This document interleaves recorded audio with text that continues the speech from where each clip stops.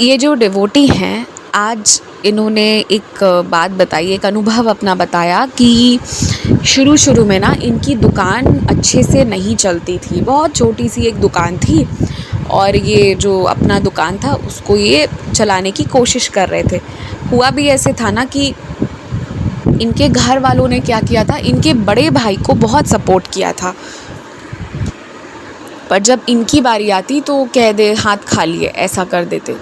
तो इन्होंने अपने से ही जो भी अपनी बचत थी, इनकी बचत भी कैसे थी मैं बताती हूँ कि जैसे रिश्तेदार आए गए तो कुछ पैसे दे गए। फिर उसके बाद जो है कई दफ़ा ऐसा हुआ कि इन्होंने छोटे मोटे कहीं कुछ काम किए हों कॉलेज के दौरान, तो उससे बचत हुई हो। तो बहुत कम पैसों से बहुत ही छोटा सा दुकान लेकर इन्होंने शुरू कर दिया अपना जो है वो अपना बिज़नेस। अब होता ये है ना कि अच्छा, एक बात और मैं बताती हूँ, ये शुरू से बाबा के भक्त थे, शुरू से बाबा के भक्त थे और बाबा से ही इनको प्रेरणा मिली थी कि अपने घर वालों को कोसने की बजाय और परेशान होने की बजाय, क्योंकि इनसे कोई एग्ज़ाम नहीं निकल रहा था और घर वालों को कोसते भी तो और नकारात्मक होता जा रहा था। तो इन्होंने फिर अपना शुरू किया। इन्होंने जैसे ही शुरू किया ना, तो अब इनके पास सब कुछ कर करा के जो भी है बिज़नेस का और जो भी पेमेंट करते थे, इनके खुद के लिए 15 से 20 हज़ार रुपये बचते थे। तो इनके लिए ठीक था, शुरू के लिए ठीक था।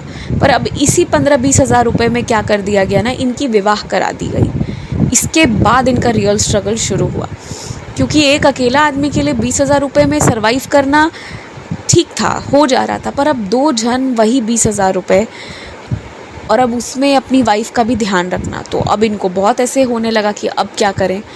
तो इन्होंने क्या किया ना, बाबा के नाम से इन्होंने दिया जलाना शुरू किया। इन्होंने इनकी वाइफ़ के आने के बाद बाबा की एक बार पुनः जो है, पहले एक छोटी सी मूर्ति के रूप में थे, एक बड़े फ्रेम के रूप में स्थापना की कि इनके मन में था कि बाबा आप इस व्यापार को बढ़ाओ। उसके पहले तक ये कभी नहीं मांगते थे कि बढ़ाओ, ये खुश रहते थे कि बस मेरा जीवन चले, मुझे जो चाहिए वो मेरा होता रहे। तो इन्होंने फिर बाबा से विनती की और एक बड़े से बाबा की स्थापना कर दी। अब होता ये है ना कि इनकी वाइफ़ तो आ गई थी, पर वही महीने के 15, 18, 20, 22 हज़ार रुपये हो रहे थे। इन्होंने बताया कि इनकी वाइफ़ बहुत अच्छी हैं, बहुत ज़्यादा। लेकिन नई शादी होती है तो ऐसे लगता है ना इंसान को कि हम अपनी तरफ से भी कुछ करें, है ना? पर नहीं कुछ उतना हो पा रहा था। और इन्होंने कहा कि इनकी वाइफ़ बहुत ही अच्छी गृहिणी है। पहले एक अकेले आदमी के इनके जितने खर्च आते थे ना, उसमें से कितनी कटौती करते हुए 2 लोगों का इनकी वाइफ़ इतने अच्छे से चलाने लगी कि एक चीज़ जो पॉज़िटिव होने लगी ना, वो ये होने लगा कि रोज़ मतलब हर महीने ना इनके कुछ पैसे बचने लगे, जो पहले बच नहीं पा रहे थे और कुछ अच्छे तरीके से बचने लगे। तो ये चीज़ होनी शुरू हो गई।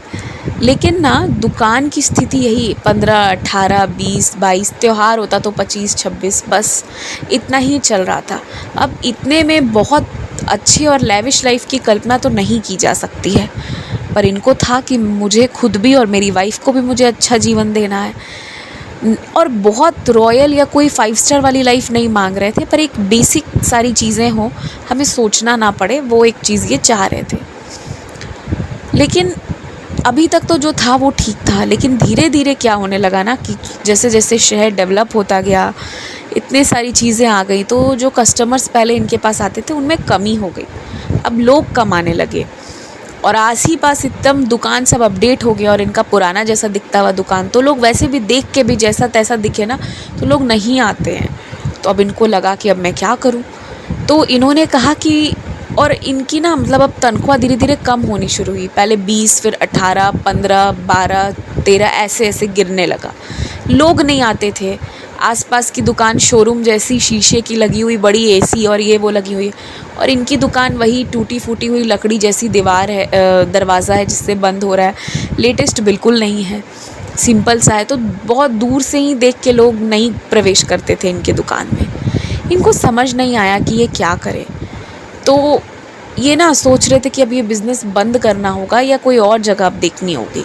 तो इन्होंने वो देखना करना भी शुरू कर दिया और बचत बहुत कम हो रही थी, तो ये खुद भी बहुत मेहनत करने लगे। अब होता ये है ना, उन्हीं दिनों की बात है, इन्होंने क्या किया ना कि अब जो कपड़े इनके पास बाकी थे, मतलब इनके पास कुछ 10-12 पीस साड़ियाँ बाकी थी, ये अब दुकान हटा रहे थे यहाँ से, दूसरी जगह ले जाने वाले थे। कोई ले नहीं रहा था, कुछ हो नहीं रहा था, और ये अब साड़ी आगे सेल करने की नहीं सोच रहे थे। इन्होंने क्या किया ना, वो 12 साड़ियों को ले जाके एक गुरुवार जो है, थर्सडे का दिन था, इन्होंने 12 महिलाओं को दान कर दिया। बहुत परेशान थे लेकिन इन्होंने दान कर दिया। इन्होंने कहा चलो जाने दो, सब बर्बादी हो रही है मेरी, तो बाबा आप भी मेरे बर्बादी का जश्न मनाइए। क्रोध में इन्होंने दान कर दिया कि जाओ। कहते हैं ना, a foolish man gives party, सुना होगा आप लोगों ने। क्योंकि एक जो वाइज इंसान होता है, एक समझदार इंसान होता है, वो पैसे बचाता है, और बेवकूफ़ इंसान पार्टी देते रहता है, क्योंकि लोग खाएंगे और कल भूल जाएंगे, पर जो आज बचत होगी वो कल काम आएगी। तो इसीलिए होशियार व्यक्ति पार्टी नहीं देता है, वो बचाता है, मतलब वो पैसे फेंकने से पहले बचाता है, इसका मतलब ये है। तो इन्होंने कहा नहीं, अब मैं बेवकूफ़ हूँ, क्योंकि आज तक मैंने इतने हिसाब किताब किए, अब तो और मुझे मेरी पत्नी के आगे ये हो रहा है कि मैं उस बेचारी को और कुछ नहीं कर पा रहा हूँ। और वो कोई शिकायत नहीं करती, इनकी वाइफ कोई शिकायत नहीं करती थी। वो भी इनके साथ, पहले वो साईं भक्त नहीं थी, इनको देख के सीख के वो भी पूरा भक्ति करने लगी, ये सब था। तो इन्होंने वो 12 की 12 साड़ियाँ बाबा के मंदिर के बाहर जो है लेडीज़ को दान कर दिया। अब जो इन्होंने साड़ी वाड़ी दान कर दी, ये सब हो गया। अब जिस दिन इनकी दुकान उठ रही थी वो गुरुवार का दिन था, दूसरी जगह इन्होंने देखा था, पास ही में 10 दुकान छोड़ के थोड़ा बेटर दिखने वाला वो रूम था, इन्होंने वहाँ जाकर जो है वो सब ले जा रहे थे। तभी एक महिला आती है, और वो महिला आती है और वो कहती है कि भाई साहब, वो ना इनको कुछ ऑर्डर दे के गई कि मुझे ना आपसे इतनी पीस साड़ियाँ चाहिए, ठीक है। और आश्चर्य करेंगे आप कि वो ना इन्हीं की दी हुई साड़ी पहन के आई थी, और उन्होंने इनको जो है वो साड़ी पहनी थी, वैसी ही साड़ी उन्होंने 20-25 पीस ऑर्डर कर दी। और उन्होंने इनको बताया कि ये हड़बड़ी में ना ये लेडी पे ध्यान नहीं दिया, और इन्होंने इन लेडी को भी वो साड़ी दे दी थी। लेकिन इन्होंने जो सभी को साड़ी दी थी ना, उसी के बीच में जो इन्होंने एक लेटर लिखा था साई को कि ये बहुत हताश है, अपना बिज़नेस बंद कर रहे हैं, वो लेटर ना ये लेडी की साड़ी में रह गया था। तो उन्होंने ये पढ़ा था, और इतना बड़ा हृदय कि जिसका बिज़नेस बंद हो रहा है वो व्यक्ति इतना दान कर रहा है, जबकि वो इतने लोन और कर्ज में है। तो ये देखकर शी वॉज़ वेरी मूव्ड। आप सोचिए कैसे बाबा की लीला होती है, वो 12 में उन्हीं लेडी को क्यों मिला, किसी और को भी तो मिल सकता था। और सबसे बड़ी बात, इन्होंने वो लेटर साड़ी के साथ तो रखी ही नहीं थी, पर वो साड़ी के साथ मिली। इन्होंने रखा था मगर साड़ी के अंदर पैकेट में डाल के नहीं रखा था, वहीं ऊपर में रखा हुआ था, जो गिर जाता इधर उधर हो जाना चाहिए था, बट वो उनके पास चला गया। तो सबसे पहले ये लीला हुई, और उसके बाद वो लेडी आई इनका दुकान खोजते हुए, क्योंकि उसमें लिखा हुआ था शॉप का नाम, जो साड़ी के अंदर पेपर था। तो उन्होंने ना 20 से 25 पीस साड़ियाँ ऑर्डर करी थी। तो इनके पास मतलब कहने के लिए कोई शब्द नहीं थे, ये बहुत निशब्द थे, और ये उन लेडी का शुक्रिया करने लगे और बाबा का शुक्रिया करने लगे। फिर वो लेडी ने जिस दिन कहा, इन्होंने उनको साड़ी दिया। अब ये हुआ ना, बाबा की ऐसी लीला हुई कि उनको समझिए ना कि वो लेडी नहीं, वो माँ लक्ष्मी थी। उन्होंने अपनी 4 या 5 सहेलियों को जोड़ा, और वो 5 लोग और 5-10 लोग को जोड़ते चले गए, और इस तरह ना इनका दुकान छोटा सा, ठीक है, अंदर कम ग्राहक आपको दिखेंगे, मतलब फ्रीक्वेंटली बहुत लोग आते नहीं है, एक समय पे 1 या 2 लोग होंगे। पर हाँ, अब ये चीज़ होने लगी ना कि दुकान खाली नहीं रहती। ये जो बाबा से नाराज़ होके साड़ी बांट के आए थे ना, ऐसा लगा कि कोई ऋण था, कोई कर्म था जो चूक गया, जिसके बगैर इनके मन में ना बहुत दिक्कत इनके लाइफ में हो रही थी। और उसके बाद क्या होने लगा कि इन्होंने जो है इनके दुकान में लोग रहने लगे, थोड़े बहुत लोग आने लगे। लेकिन उससे बड़ी बात ये होने लगी ना कि लोग नहीं ज़्यादा देर रहते या ज़्यादा देखते नहीं इनकी दुकान में, पर इनका अब ऐसा हो गया ना कि इनके बड़े बड़े ऑर्डर, जैसे किसी के यहाँ गृह प्रवेश हो रहा है, किसी की सालगिरह है, तो 10 piece sari, 25 piece sari, 30 piece sari, इसका ऑर्डर लोग देने लगे। तो अब ये चीज़ इनके साथ ज़्यादा होने लगी, और ये कंटिन्यूड है, कई सालों से ये चीज़ अब कंटिन्यूड है। तो यही इन्होंने बताया कि कैसे बाबा ने इनकी लाइफ में ना चमत्कार किया, और इन सारे समय में ना हर एक दिन ये बाबा से प्रेयर ज़रूर करते थे। और प्रेयर करते वक्त ना ये हाथ जोड़ के सिंपल अपनी बातें बोलते और ओम साई राम कहते थे, और कोई तरह का प्रेयर इन्होंने नहीं किया है। यहाँ तक कि इन्होंने उतनी साई सचरित भी नहीं पढ़ी है, पर हाँ सिंपली बाबा से बातें बहुत करते थे। तो ये एक इनके साथ अनुभव इनका रहा। तो इस सारी चीज़ों से ये समझ में आता है ना कि आप ये समझिए कि अगर आपको लग रहा है ना कि आप बहुत ऐसे परेशान हो रहे हैं, कुछ अच्छा नहीं हो रहा है, तो एक बार ना कोई आउट ऑफ लव, ठीक है, या एकदम सेल्फिश मत रहिए उस वक्त, एकदम सेल्फलेस हो जाइए, अपना मत सोचिए और कुछ अच्छा करते हुए एक फ्रेश स्टार्ट करिए। किसी को हेल्प करते हुए एक बार शुरू करिए। This could be one way कि क्या पता आपके कोई कर्म रह गए हो जो इस तरह से कट जाएंगे।